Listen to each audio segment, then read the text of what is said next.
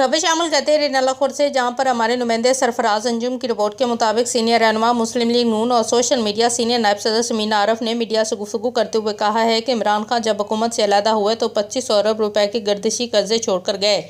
उन्होंने पाकिस्तान को डिफाल्टर करवाने के लिए बारूदी सुरंगें बिछाई, जिनका अवाम आज खमियाजा भुगत रही है। समीना आरफ ने general secretary Renala press club Sarfaraz Anjum से टेलीफोनिक गुफ्तगू में कहा कि पाकिस्तान बैनुल-अक़वामी मालियाती साम्राज्य की बदतरीन शक्ल से गुजर रहा है। अपनी आवाम को रिलीफ देने के लिए खुद मुख्तियार मुल्क को IMF की इजाज़त दरकार है। न्याजी का असल चेहरा कौम के सामने आ गया। गलत बयानी PTI का फाल है।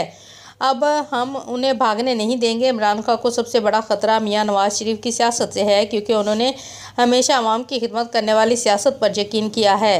समीना आरफ का मज़ीद कहना था कि नून लीग को ज़ाती मुफादात नहीं बल्कि मुल्की मुफाद अजीज़ हैं। रियासत बचाने के अमली मैदान में उतरे हैं। PTI ने इंसाफ के नाम पर